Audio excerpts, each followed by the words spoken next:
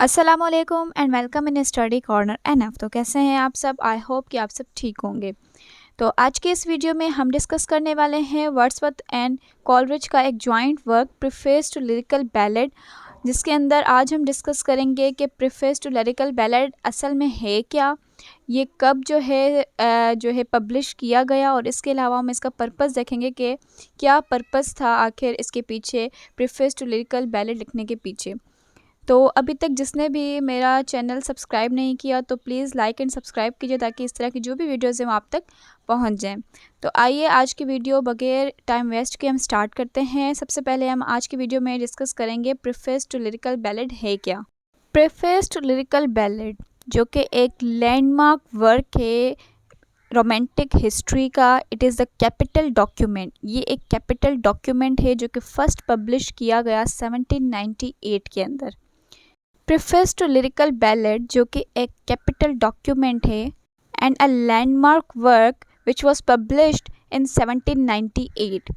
ये एक बहुत ही इम्पॉर्टेंट और लैंडमार्क वर्क है हिस्ट्री के अंदर, जो कि 1798 के अंदर जो है पब्लिश किया गया फर्स्ट टाइम, जिसके अंदर वर्ड्सवर्थ ने जो है वो शॉर्ट इंट्रोडक्शन दिया था, जिसमें पोएट को जो है वो पॉइंट आउट किया गया और पोएम्स के बारे में जो है, पोएम की नेचर्स के बारे में जो है वो बताया गया। ये बेसिकली जो 1798 में जो प्रीफेस पब्लिश हुआ था, ये एक एक्सपेरिमेंट था वर्ड्सवर्थ का। ये एक एक्सपेरिमेंट था जिसमें वर्ड्सवर्थ ने कहा कि मैंने ये एक्सपेरिमेंट किया है ताकि मैं लोगों का, जो रीडर्स है उनका मैं जो है रिएक्शन देख सकूं कि उनका क्या रिएक्शन आता है इसके ऊपर। तो जिसके अंदर उसने जो है वो कहा कि मैं इस एक्सपेरिमेंट के अंदर मैं ये बताना चाहूँगा कि जो पोएट्री है, जो कि क्लासिकल एज में बहुत ही ज़्यादा जो है हार्डर और हार्श लैंग्वेज, जो डिक्शन जो है वो यूज़ की जाती थी, जिसमें बहुत ज़्यादा बम्बास्टिक लैंग्वेज, फ्लावरी स्टाइल की जो लैंग्वेज थी, कॉम्प्लेक्स और हार्ड लैंग्वेज जो है वो यूज़ करते थे क्लासिक्स, जो कि बहुत ही ज़्यादा डिफ़िकल्ट हुआ करती थी, किसी भी कॉमन बंदे के समझ से बाहर हुआ करते थे। तो बेसिकली ये जो प्रीफेस था, इसके अंदर उसने एक एक्सपेरिमेंट किया जिसमें उसने अपनी जो है वो पोएम्स को जो है वो पब्लिश किया, और उसमें बताया कि जो पोएट्री है वो एक हम्बल और कॉमन लाइफ जो है उससे कंपोज की जा सकती है, जिसमें आम लोग जो है उनकी लैंग्वेज, उनके डिक्शन को हम यूज़ कर सकते हैं, जो कि सूटेबल हो सकती है पोएट्री के लिए। मतलब हम पोएट्री जो है उसके लिए हम जो है कॉमन और हम्बल लैंग्वेज जो कि कॉमन पीपल की है वो हम इसके अंदर यूज़ कर सकते हैं, rather than complex and hard language.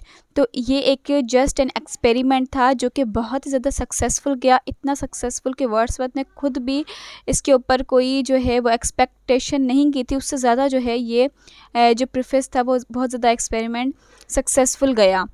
तो इसके ऊपर जो है जब ये सक्सेसफुल गया, जिसमें वर्ड्सवर्थ ने ये सारी बातें बताई कि आर्टिफिशियल डिक्शन को जो है वो हमें इसको हटाना चाहिए, और कॉमन पीपल की जो लैंग्वेज है, जो डिक्शन है, उसे हमें यूज़ करनी चाहिए ताकि सबकी पहुंच में जो है वो पोइट्री आ सके। तो जब ये सक्सेसफुल हो गया, उसके बाद जो है उसने एक और एडिशन जो है, second edition of lyrical ballads जो है, जो पब्लिश किया गया 1800 के अंदर, वो इसने पब्लिश किया गया, जिसके अंदर उसने बहुत ही ज़्यादा जो है वो डिटेल जो है इसमें उसने बताई प्रीफेस की, जो कि जब ये प्रीफेस स्टार्ट किया गया, तो ये स्टार्ट किया गया 1800 के समर में, मतलब गर्मियों में जो है ये स्टार्ट किया गया, और ये सितंबर की एंड तक जो है ये कंप्लीट हो चुका था। ये जो है ये वर्क था वर्ड्सवर्थ और कॉलरिज का जॉइंट वर्क था, preface to lyrical ballad second edition 1800, जिसमें इसने फर्दर जो है वो बातों को डिस्कस किया था। अब जो 1800 का प्रीफेस है वो रिवाइज़ हुआ, उसे बहुत ज़्यादा इनलार्ज किया गया, उसको परफेक्टेड किया गया, और फिर उसे जो है वो थर्ड एडिशन 1802 के अंदर जो है दोबारा लिरिकल बैलेड की एक और एडिशन हुई, थर्ड एडिशन। जब थर्ड एडिशन हुई, उसके अंदर जो है काफ़ी ज़्यादा फर्दर जो है वो डिटेल को डिस्कस किया गया, और इस तरीके से जो है इसके अंदर जो है वो बताया गया कि बहुत ज़्यादा बातों को डिस्कस डिटेल में किया गया, जिस तरीके से हमने उसमें पोएट्री के बारे में डिस्कस किया, वर्ड्सवर्थ ने उसके अंदर नेचर के बारे में, पोइट्री के नेचर के बारे में, पोएट के बारे में, क्वालिफ़िकेशन, पोएट की क्या क्वालिफ़िकेशन है उसके बारे में, उसके क्या फंक्शंस हैं पोएट्री के, पोएट्स के, उनके बारे में डिस्कस किया। और उसने बताया कि क्या सुपीरियरिटी है पोएट्स की over the man of science, man of science के ऊपर क्या सुपीरियरिटी है पोएट्स की, वो इसने बताया गया। और इसने पोएटिक डिक्शन, पोएटिक प्लेजर के बारे में भी इस 1802 के प्रीफेस के अंदर जो है वो डिटेल में डिस्कस किया गया। इस एडिशन के अंदर जो है इसने और काफ़ी ज़्यादा जो है वो बातें जो है ऐड की, जिसमें उसने अपेंडिक्स ऑन पोएटिक डिक्शन जो है वो ऐड किया। और जो है इसे जो है रिवाइज़ किया गया 1805 एंड 1815 के अंदर। तो ये जो लिरिकल बैलेड है, ये हम देखते हैं कि इसकी 5 एडिशंस जो हैं वो पब्लिश हुई, लेकिन जो सबसे ज़्यादा आज हम पढ़ रहे हैं, जो हम आज स्टडी करते हैं जिस प्रीफेस को, वो है 1802 की preface. So preface to lyrical ballad actually में क्या है कि एक डॉक्यूमेंट है, ये एक एक्सपेरिमेंट था फर्स्ट, और देन इसकी एडिशंस हैं जिसके अंदर हमें जो है वर्ड्सवर्थ और कॉलरिज ने 1802 के प्रीफेस में बताया कि पोएट क्या क्या होता है, what is poet, poetic diction कैसी होनी चाहिए, पोएट्री कैसी होनी चाहिए, पोएट के क्या फंक्शन हैं, पोएट्री के क्या फंक्शंस होते हैं, इसकी क्वालिफ़िकेशन क्या है और इसके फंक्शन क्या हैं, और पोएटिक डिक्शन जो है वो क्या है। असल में जो है इन बातों के ऊपर जो है ये पूरी की पूरी जो डॉक्यूमेंट है उसके ऊपर लिखा गया है। तो प्रीफेस टू लिरिकल बैलेड हमें इसे कहते हैं। अब हम आते हैं इसके पर्पस के ऊपर कि क्या पर्पस था प्रीफेस टू लिरिकल बैलेड लिखने का असल में। तो अभी हम वन बाय वन जो है इसे डिस्कस करते हैं प्रीफेस टू लिरिकल बैलेड के पर्पसेस को।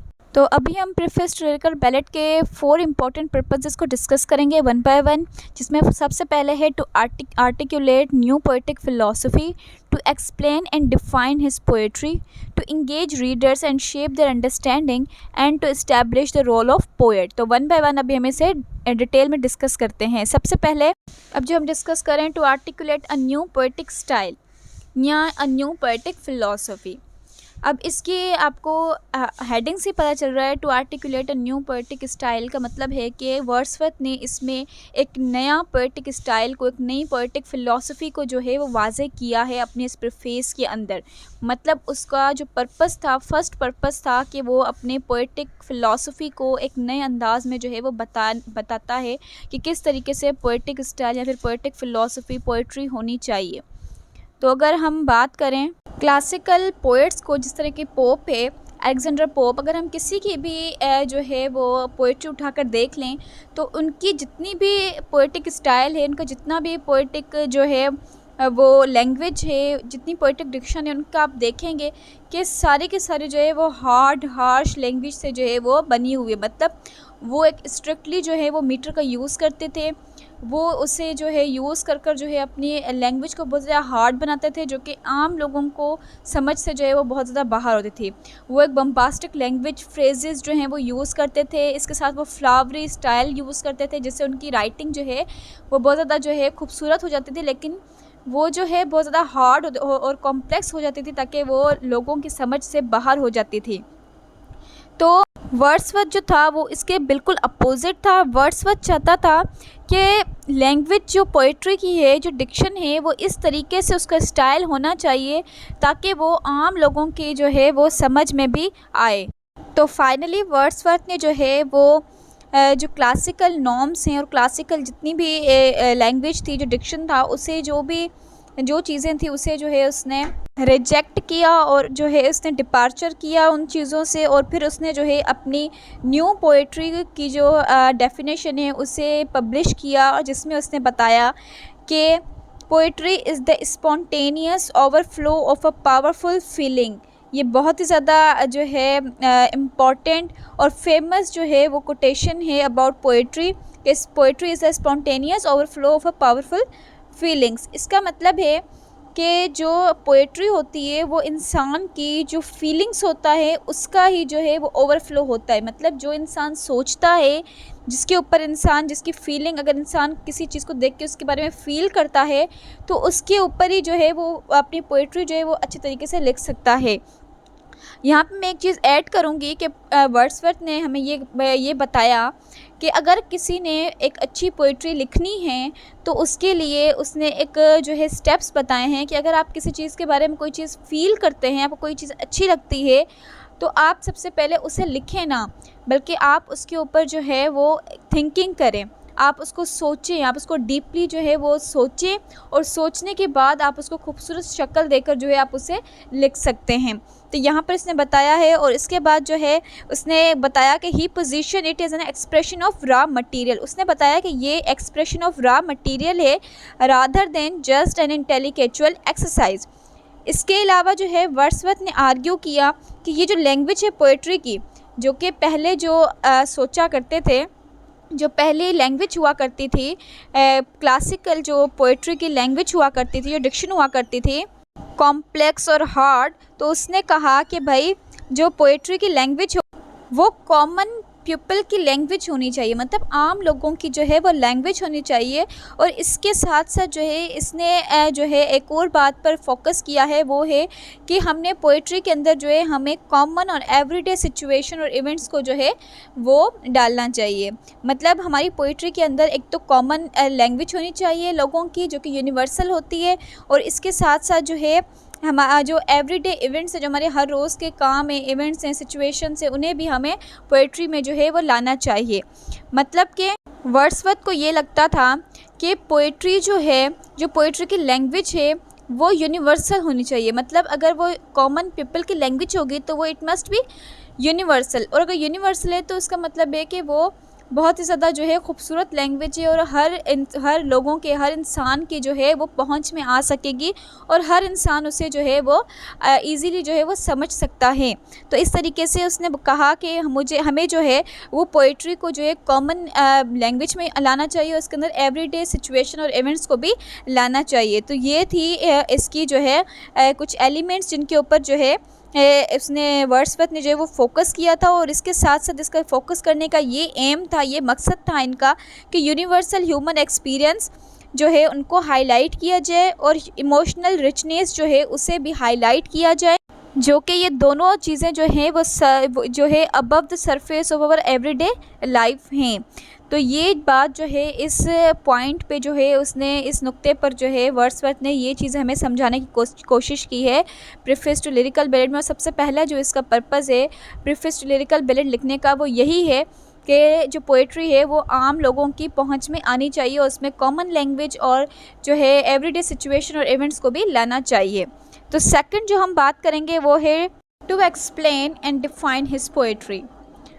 सिंपली वर्ड्सवर्थ ने इसके अंदर इस चीज़ के अंदर, इस पॉइंट के अंदर जो है वो न्यू क्लासिकल पोइट्री, जो कि ग्रैंडियोज लैंग्वेज थी, जिसके अंदर उसके डिटेच थीम्स थी, इनको जो है इसने अपने आप को इससे डिस्टेंस किया, इससे दूर किया, और इसके बजाय जो है इसने अपनी जो पोइट्री है उसकी लैंग्वेज को एवरीडे लैंग्वेज सिंपल जो है वो चूज़ की। मतलब इसने कहा कि मुझे जो है वो ग्रैंडियोज लैंग्वेज और डिटेच थीम जो हैं वो जो है उन्हें इसने अपोजिट किया, और उसकी जगह पर उसने चाहा कि मेरी पोइट्री के अंदर जो है वो सिंपल और एवरीडे लैंग्वेज जो है वो होनी चाहिए। तो इसके ज़रिए इस प्रीफेस में वर्ड्सवर्थ जो था उसने जो है ये इस काबिल हुआ कि उसने जो है उसने अपना इंटेंशन बताया of presenting genuine human emotions and the beauty of ordinary life. तो इसने बताया कि इन सब चीज़ों से, सिंपल और आम लैंग्वेज से जो है वो इंसान के जेन्युइन इमोशंस की और ऑर्डिनरी लाइफ की जो ब्यूटी है उसको हम जो है वो प्रेजेंट कर सकते हैं। वर्ड्सवर्थ ने फर्दर आर्ग्यू किया कि जो ऑर्डिनरी और एवरीडे थिंग्स हैं, जो कि आम चीज़ें हैं, हेल्ड अ यूनिवर्सल ट्रुथ, उनके अंदर जो है एक यूनिवर्सल ट्रुथ होता है। और उसका ये मानना था कि ये जो ट्रुथ है ये बहुत ज़्यादा इम्पैक्टफुल होता है when we expressed in the language of regular people. अगर हम उसे आम लोगों की लैंग्वेज में उस चीज़ को अगर हम एक्सप्रेस करेंगे, अपने इमोशंस को, अपनी फीलिंग्स को, तो वो बहुत ज़्यादा इम्पैक्टफुल होगा, बहुत ज़्यादा अट्रैक्टिव होगा। By providing a defence for इस पोएट्री, या फिर इस अपने वर्क में जो है इसने डिफेंस करते हुए इसने ये कहा, इसने जो अपने रीडर्स है उसको चैलेंज किया, और उन्हें कहा, अपने रीडर्स और अपने जो क्रिटिक्स है इसने चैलेंज किया और कहा कि टू ब्रॉडन दीज अंडरस्टैंडिंग अपनी इस अंडरस्टैंडिंग को ब्रॉड मतलब बढ़ाकर और उसके साथ साथ अपनी एप्रिसिएशन को बढ़ाकर ब्रॉडन कर what poetry could be, poetry क्या हो सकती है, अपनी आप इस अंडरस्टैंडिंग से आप बताएं। दस the preface is an essential guide for readers. तो ये जो प्रीफेस है ये एक बहुत ज़्यादा इम्पॉर्टेंट और इसेंशियल गाइड है उनके रीडर्स के लिए to explore his unique poetic landscape, कि वो अपनी पोएटिक लैंडस्केप को, अपनी पोएट्री को जो है वो यूनिक वे से जो है एक्सप्लोर कर सकें। तो इस पॉइंट के ऊपर बेसिकली अगर हम कंक्लूड करें तो इस पॉइंट के ऊपर इसने बताया है कि भाई आप जो हैं वो अपनी पोइट्री के अंदर जो है वो सिंपल लैंग्वेज का यूज़ करें, क्योंकि सिंपल लैंग्वेज जो होती है वो बहुत ज़्यादा इम्पैक्टफुल और जो है अट्रैक्टिव होती है, जिसके अंदर एक यूनिवर्सल ट्रुथ होता है और उस ट्रुथ के ज़रिए जो है इंसान अपनी जो है वो फीलिंग्स को जो है बहुत ज़्यादा इम्पैक्टफुली जो है वो एक्सप्रेस कर सकता है। और इसी के साथ साथ उसने अपने रीडर्स को और क्रिटिक्स को चैलेंज किया कि आप अपनी अंडरस्टैंडिंग को ब्रॉडन करते हुए जो है आप पोइट्री को बताएं कि पोइट्री क्या हो सकती है। और यही जो है ये एक बहुत ज़्यादा गाइडलाइन है उनके वर्ड्सवर्थ के जो रीडर्स हैं उनके लिए। तो ये बेसिकली था सेकंड इसका purpose to right the preface of lyrical ballad. Third पर हम आ जाते हैं पॉइंट पर, to engage readers and shape their understanding. मतलब उसने इस प्रीफेस को लिखने का थर्ड इसका पर्पस ये था कि वो रीडर्स को एंगेज कर सके अपनी तरफ और उनकी अंडरस्टैंडिंग को एक शेप दे सके। तो अब हम इसे डिटेल में डिस्कस करते हैं कि इसका प्रॉपर मतलब क्या है। तो ये जो प्रीफेस है लिरिकल बैलेड, इसने ना सिर्फ जो है वो डिफेंस किया है और एक्सप्लेन किया है वर्ड्सवर्थ के इनोवेटिव अप्रोच ऑफ पोइट्री को, पर उसके साथ साथ जो है इसने रीडर्स को एंगेज किया है और उसकी अंडरस्टैंडिंग को शेप देने की कोशिश की है। इसने रिकॉग्नाइज़ किया है, इसने ये बताया है कि जो रोल ऑफ रीडर्स है इन रिसेप्शन इंटरप्रिटेशन, कि इंटरप्रिटेशन और रिसेप्शन के अंदर क्या रीडर्स का रोल है इस पोइट्री के अंदर। जब हम पोइट्री को इंटरप्रिटेट करते हैं तो उसके अंदर क्या रीडर्स का रोल होता है, इस चीज़ को इसने रिकॉग्नाइज़ किया है। और इसी के साथ ही टुक इट अपॉन हिमसेल्फ, और इसने ये सब बातें अपने ऊपर एक एज अ रिस्पॉन्सिबिलिटी ली है कि वो जो है अपने रीडर्स को गाइड करें और जो है approach to his poetic creation, और अपने पोएटिक क्रिएशन को जो है वो अप्रोच कर सके, अपने रीडर्स की अप्रोच को जो है वो गाइड कर सके। बाय ब्रिंगिंग दिस, इसी वजह से जो रीडर्स हैं उनको they are closer to the subject of his poem. तो रीडर्स जो हैं वो उसके पोएम के जो जितनी भी थीम्स जो सब्जेक्ट है उससे जो है वो बहुत ज़्यादा क्लोज़र आ सकते हैं, बहुत ज़्यादा उसकी अंडरस्टैंडिंग जो है वो हो सकती है क्लोज़र। तो he create a stronger emotional connection. Moreover preface was a tool for Wordsworth के लिए प्रीफेस क्या है, एज अ टूल है। ये एक ऐसा टूल है जो शेप करता है रीडर्स की अंडरस्टैंडिंग को ऑफ हिज पोइट्री, कि उसकी पोइट्री के बारे में रीडर्स की क्या अंडरस्टैंडिंग है उसको शेप करता है। बाय एक्सप्लेनिंग दिस, इस चीज़ को एक्सप्लेन करते हुए इस थ्योरी को कि what poetry should be, poetry क्या होनी चाहिए, his preface invited him to join this new emotional charge exploration of human experience. तो इसकी प्रीफेस जो है वो क्या हमें इनवाइट करती है कि हम जो है न्यू और इमोशनल चार्जेस को जो है ह्यूमन एक्सपीरियंस की जो न्यू इमोशनल चार्जेस हम उसे एक्सप्लोर कर सकें। तो बेसिकली इसका जो थर्ड पॉइंट ऑफ व्यू है वो इसी के ऊपर है कि रीडर्स को जो है वो किस तरीके से इंगेज रखने और उनकी अंडरस्टैंडिंग को किस तरीके से जो है वो शेप करना है। इसके अलावा हम जो है लास्ट और फोर्थ नंबर पर हम आते हैं, that is to establish the role of poet के रोल्स को हम किस तरीके से इस्टेब्लिश कर सकते हैं। अब जिस तरीके से मैंने आपको शुरू में जो है वीडियो के बिल्कुल स्टार्टिंग में मैंने आपको बताया कि प्रीफेस के अंदर जो है वो क्या क्या बातों का डिस्कस किया गया है, उसके अंदर मैंने आपको एलिमेंट्स बताए कि उसमें जो है पोइट्री को डिस्कस किया गया है, पोएट को, पोएटिक डिक्शन को, अपेंडिक्स जो है उसको, और पोएट और जो है पोइट्री के क्या फंक्शंस हैं, पोएट की क्या क्वालिफिकेशन है, इनको हमने डिस्कस किया है। तो इस तरीके से जो हमने 3 पॉइंट्स जो हमने डिस्कस किए हैं पहले, उसमें मैंने आपको बताया है कि पोइट्री कैसी होनी चाहिए, पोइट्री की जो है वो लैंग्वेज डिक्शन क्या होना चाहिए और पोइट्री का स्टाइल कैसा होना चाहिए। तो ये तो पोइट्री के बारे में थी। अब हम आ जाते हैं पोएट के बारे में, जो कि इसका मेन पर्पज़ है प्रीफेस लिखने का कि poet, what should be poet, poet कैसा होना चाहिए। तो हम जो है अब इस चीज़ को डिस्कस करेंगे कि to establish the role of poet, poet के रोल्स को किस तरीके से इस्टेब्लिश किया जाए।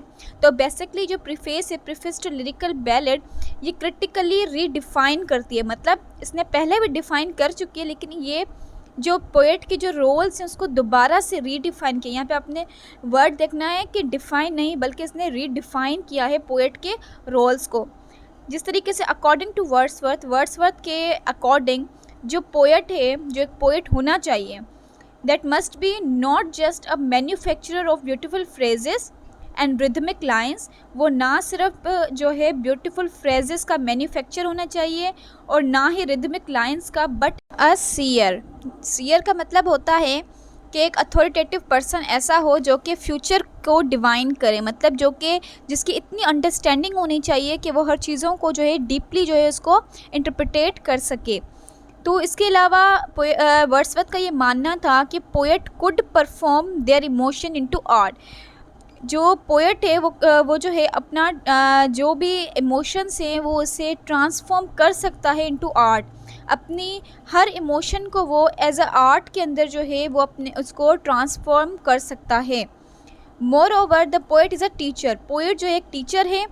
वर्ड्सवर्थ प्रीफेस का एम जो था, जो वर्ड्सवर्थ का जो प्रीफेस लिखने का एम यही था लास्ट, कि वो रीडिफाइन करे पोएट के रोल को इन 3 डिस्ट्रक्टिव वे, 3 वेज के अंदर।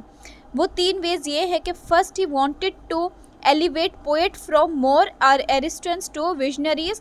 इसका ये मकसद था कि वो पोएट को, जो पोएट जो है उसे जो है वो मेयर एरिस्टोन से विजनरीज़ के जो बीच में है जो उसे वो एलिवेट कर सके। सेकंड उसका ये था कि वो जो उसे, इसका ये मकसद था कि उसके जो पोएट का जो रोल है एज ए इमोशनल गाइड, उसे एम्फोसाइज़ किया जाए, उसके बारे में बताया जाए। एंड लास्ट जो उसका जो पर्पस था वो ये था कि ही सा पोएट इज़ अ टीचर। उसे ये लगता था कि पोएट जो है वो एक टीचर है।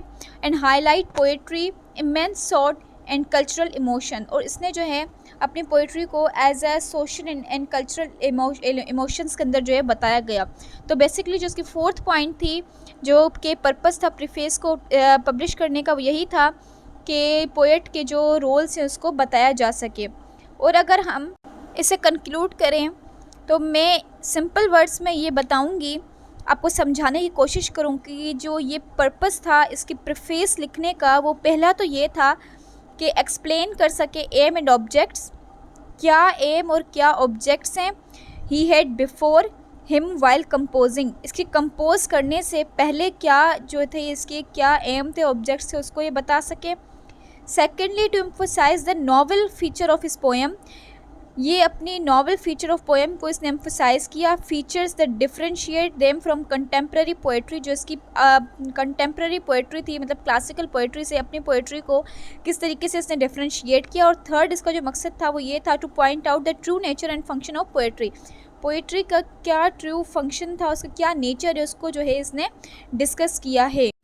In other words his aim for writing the preface was not to build up any systematic theory of poetry। इसका कोई ऐसा मकसद नहीं था कि वो कोई systematic theory of poetry दे या फिर जो है कोई जो है डिबेट करे, कोई डिफेंस करे, पर इसका साफ साफ ये मकसद था टू करेक्ट और to right the public taste को करेक्ट कर सके, so that his poem may be properly appreciated. तो जिस तरीके से उसकी पोएम, जो वो पोएम लिखता है, वो प्रॉपरली जो है अप्रिशिएट कर सकें, लोग उसे अप्रिशिएट कर सकें। तो मैं बेसिकली आई होप आपको आज का लेक्चर जो है वो समझ आ गया होगा, क्योंकि मैंने बहुत ही डिटेल में आज ऐसे डिस्कस किया है। आई होप कि आपको समझ आ गया होगा। आज तक के लिए इतना ही है, फिर एक और वीडियो के साथ मैं हाज़िर होंगी। तब तक के लिए मुझे इजाज़त दीजिए। Thank you so much. अल्लाह हाफिज़।